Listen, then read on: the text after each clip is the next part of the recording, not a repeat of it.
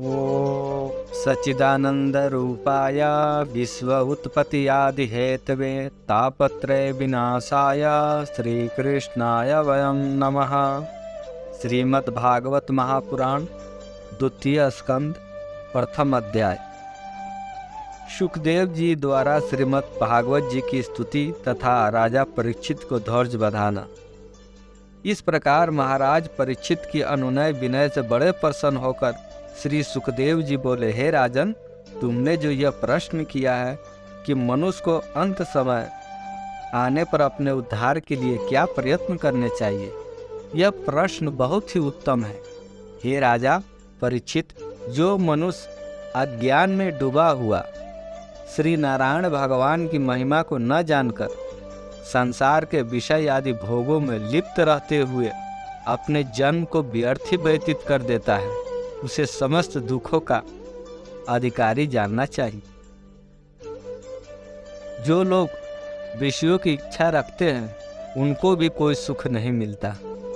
जो लोग अपने जीवन को रात में स्त्री भोग एवं दिन में धनोपार्जन करने में बिता देते हैं और जिनको सांसारिक कामों से कभी भी अवकाश नहीं मिलता, उन्हें चाहिए कि वे किसी भी समय थोड़ा सा हरि भजन करके अपनी मुक्ति का साधन कर ले। ये परीक्षित, तुमने भारत खंड में जन्म लिया है। जो मनुष्य इस भारत खंड में रहकर पर ब्रह्म परमात्मा का भजन तथा स्मरण करके वैकुंठ का सुख प्राप्त कर लेते हैं, उन्हीं का संसार में जन्म लेना सफल है। ऋषि मुनि सांसारिक मोह छोड़कर वन में रहते हुए श्री नारायण भगवान का भजन तथा स्मरण करके अपना जीवन बिताया करते हैं। अतः हे राजन सुनो, जिसकी मृत्यु निकट आ गई हो, उसे संसार सिंधु से पार होने के लिए भगवान श्री श्याम सुंदर की कथाओं को सुनने तथा स्मरण करने से अधिक उत्तम मार्ग और कोई भी नहीं है। अब जो संपूर्ण पुराणों में सर्वश्रेष्ठ है तथा जिसमें भगवान श्री कृष्ण चंद्र के चरित्रों का वर्णन है और जिसे मैंने अपने पिता श्री वेद व्यास जी से पढ़ा है, उसी श्रीमद् भागवत महापुराण को मैं तुम्हें सुनाता हूँ। जो प्राणी जन्म मरण से मुक्त होने की कामना रखता हो, उसके लिए श्रीमद् भागवत सुनने से बढ़कर सरल उपाय कोई दूसरा नहीं है। इस श्रीमद् भागवत के सुनने से, समस्त शास्त्रों के सुनने से जो पुण्य मिल जाता है, इसे सब वेदों का तत्व जानना चाहिए। श्रीमद् भागवत के सुनने से परमेश्वर के चरणों में प्रीति उत्पन्न होती है। जो मनुष्य स्त्री पुत्र आदि के मोह में पड़ा रहता है, वह यदि नित्य प्रति श्रीमद् भागवत की कथा सुनता रहे तो उसका मन भी विरक्त होकर भगवत भजन में लग जाता है और वह सहज ही भाव सागर से पार हो जाता है। जिस जगह पर श्रीमद् भागवत की कथा होती है, उस जगह संपूर्ण तीर्थ और देवता कथा सुनने को आते हैं। इस कथा के श्रवण करने से जन्म जन्मांतर के पाप नष्ट हो जाते हैं। अतः हे राजन, तुम भी इस कथा के श्रवण करने से मोक्ष को प्राप्त हो जाओगे।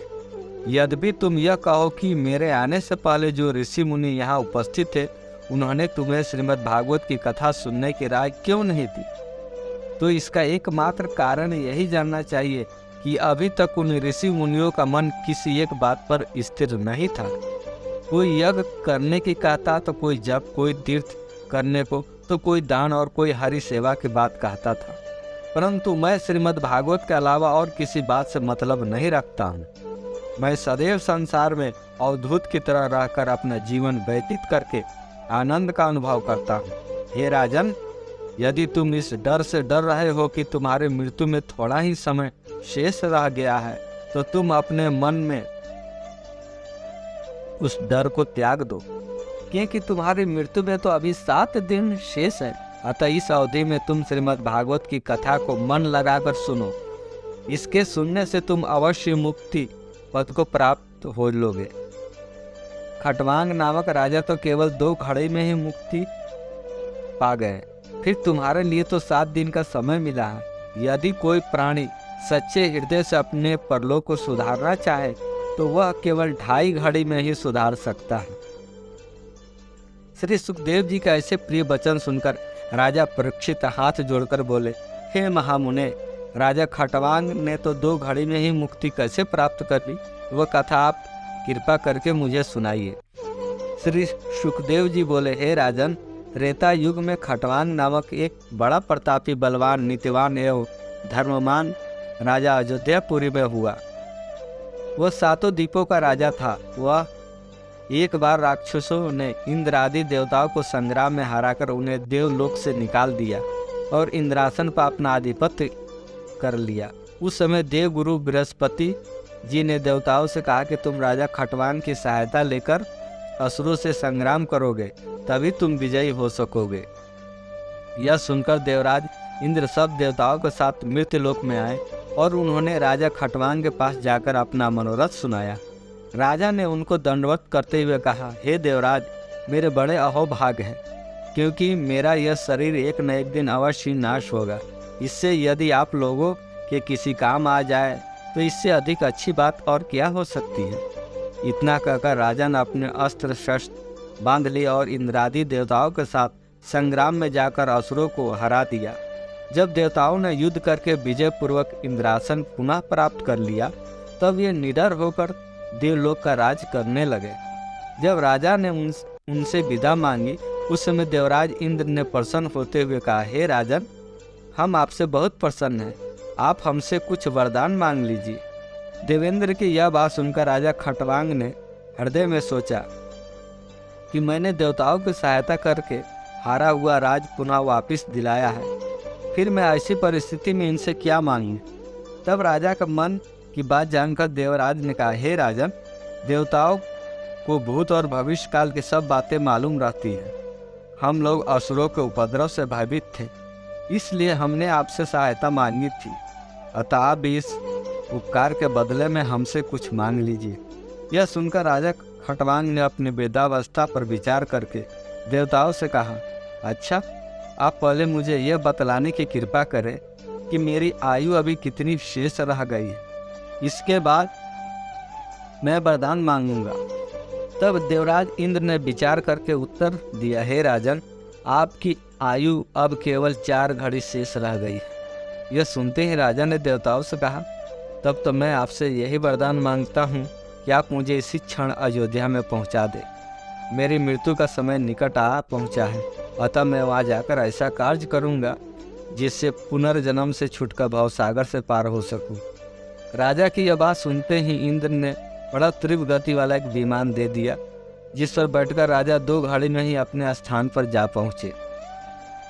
सुखदेव जी बोले, हे राजन, उस राजा खटवांग ने मरने के लिए देवलोक से भी अधिक उत्तम इस भारत खंड को समझा और अयोध्यापुरी में चला आया। अतः तुम यह सत्य मानो कि भारत खंड संसार के सब स्थानों से अधिक श्रेष्ठ है। अयोध्या में आकर राजा ने 2 घड़ी में अपना सब द्रव्य ब्राह्मणों को देकर अपने बेटे को राजगद्दी सौंप दी। उसके बाद वह संन्यास धारण कर सरजू नदी के किनारे जाकर श्री भगवान के चरणार्थ बिंदों के ध्यान में मग्न हो गया तथा योगाभ्यास द्वारा शरीर को छोड़कर वैकुंठ धाम को गए। हे राजन, इस प्रकार उसकी मुक्ति हो गई। तुम्हारे लिए 7 दिन तो बहुत अधिक है। तुम अपने मन को संसारी मोह माया से हटाकर इंद्रियों को वशीभूत कर श्री पर ब्रह्म प्रभु के विराट स्वरूप का ध्यान करो। ये संपूर्ण लोक उसी से सन्निहित है। ऊपर के 7 लोक उस परम पुरुष के कटी प्रदेश के ऊपर का भाग है और नीचे के 7 लोक नीचे का भाग समझो। जगत में जो वस्तुएं दिखाई देती है उनमें कोई भी वस्तु उस स्वरूप से परे नहीं है। जिस महत तेज के प्रकाश से ये सूर्य तथा चंद्रमा प्रकाशित है, तुम उसी का ध्यान करो। सृष्टि के समस्त जीवों में उसी का चमत्कार जानकर उसके अतिरिक्त संसार के अन्य समस्त व्यवहार को झूठा जानो। जो व्यक्ति उसे सब स्थानों पर एक स्वरूप देखता है, उसे किसी शत्रु का डर नहीं रहता। जब जीवों में केवल उसी का प्रकाश दिखाई पड़ता है, तब तुम भगवान का हृदय में ध्यान धरकर श्री भागवत की कथा को मन लगाकर सुनो, उससे तुम्हारी मुक्ति हो जाएगी। इन सब बातों को कहने में श्री सुखदेव जी का मतलब यह था कि राजा परीक्षित के हृदय में तक्षक सांप का भय निकल जाए और राजा को अपने हृदय में यह निश्चय हो जाए कि संसार में नारायण जी के अतिरिक्त अन्य कोई वस्तु तेजवान नहीं है। जब यह ज्ञान हो जाएगा उस समय राजा को डर नहीं रहेगा और इस तरह का ज्ञान होने से वह मुक्त हो जाएगा। श्री सुखदेव जी के श्रीमुख से ऐसे वचन सुनकर राजा परीक्षित ने खुश होकर पूछा, हे महाराज, मैं किस प्रकार बैठकर महाप्रभु के कौन से स्वरूप का ध्यान करूं? श्री सुखदेव जी बोले, हे राजन, तुम कमलासन से बैठकर अपने हृदय में नारायण जी के सूक्ष्म स्वरूप का ध्यान करो। यदि तुम अपने हृदय में उस स्वरूप का ध्यान न धर सको तो उस स्थिति में समस्त सृष्टि को परमेश्वर का विराट रूप समझकर उसी का ध्यान लगाओ। उस परमेश्वर का विराट रूप इस प्रकार है, पाताल लोक उसके पांव हैं, रसातल लोक घुटने हैं, भूतल लोक जंघा, वीतल और अमन लोक नितंब, पृथ्वी कटी प्रदेश, आकाश नाभि, ज्योतिष चक्र जहाँ सूर्य तथा चंद्रमा का निवास रहता है छाती, महलोक कंठ, जनलोक मुख, तपलोक तथा सतलोक उस आदि पुरुष भगवान का सिर है, इंद्रादि देवता उनकी भुजाएं, दसों दिशाएं कान है, अश्वनी कुमार नाक है, संपूर्ण सुगंधिया नाक के छिद्र है, अग्नि ही मुख है, आकाश नेत्रों के गड्ढे हैं, सूर्य जिनकी आँख है, दिन रात जिनके पलक भंजन है, जिनका जल ही पाव है, संपूर्ण जगत का रसावादन जिह्वा, यमराज दांत, लज्जा ऊपर का ओठ, लालच नीचे का ओठ, धर्म जिनकी छाती, अधर्म जिनकी पीठ है, संपूर्ण वृक्ष शरीर की रोमावली है, बादल सिर के बाल हैं, नदियाँ शरीर के नसें, पर्वत शरीर की हड्डी, समुद्र पैर, पवन शान श्वास, चंद्रमा मन, वर्षा का जल वीर्य और प्रातः तथा संध्या काल उस परमेश्वर का वस्त्र है। प्रभु के उस विराट स्वरूप से बुद्धि द्वारा मनुष्य, घोड़ा, गधा, खच्चर तथा ऊंट, नाभि से हिरण तथा पशु, जंघा से पक्षी आदि, जिह्वा से गंधर्व, विद्याधर, चारण तथा अप्सराएं, स्वर से भेड़िया आदि तथा पांव की एड़ी से यज्ञादिक कर्म उत्पन्न हुए। प्रभु का इस प्रकार जो विराट रूप है, पहले तुम उसी का ध्यान करो। श्री सुखदेव जी बोले, हे राजन, परमेश्वर का ध्यान करने के लिए सर्वप्रथम मार्ग यही विराट रूप है। जब मन मोह से विरक्त हो जाता है तभी वह भगवान के चरणार बिंदु में लगता है। जो मनुष्य पर ब्रह्म परमेश्वर के भजन और ध्यान से विमुख रहते हैं उन्हें बैतरनी नदी तथा नरकों के कष्टों का अवश्य भोगना पड़ता है। जो मनुष्य संसारी मोह माया छोड़कर प्रभु का स्मरण करते हैं उन्हें किसी गृहस्थ के घर भोजन अथवा वस्त्र मांगने के लिए जाने की आवश्यकता नहीं रहती।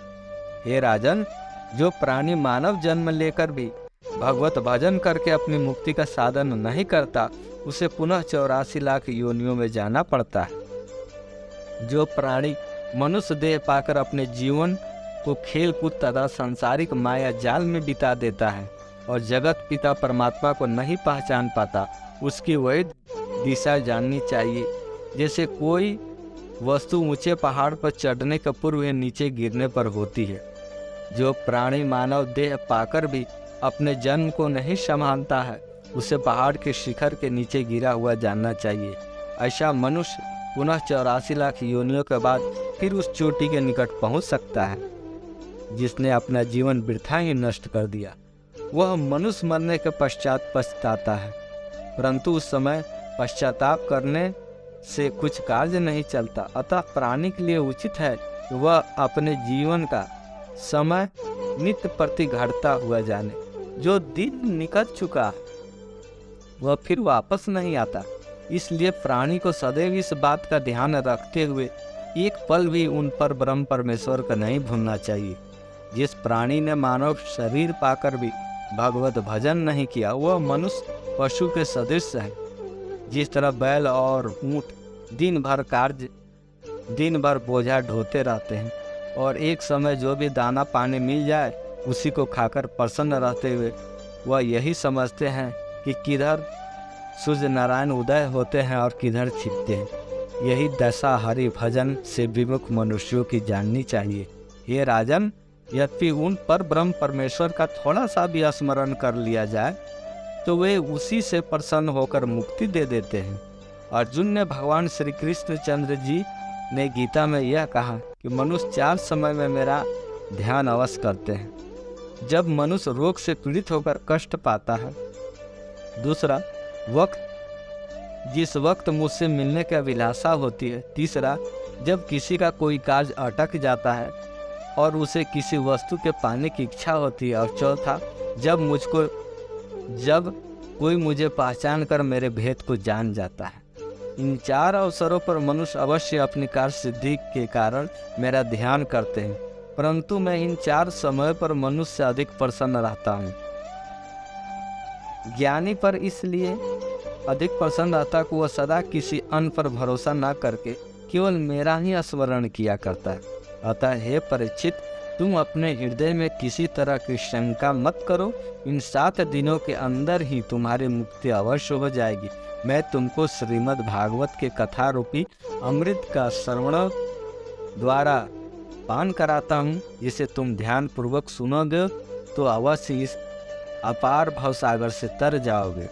जय जय श्री राधे, जय जय श्री राधे, जय जय श्री राधे। शेष अगले अंक में। राधे राधे।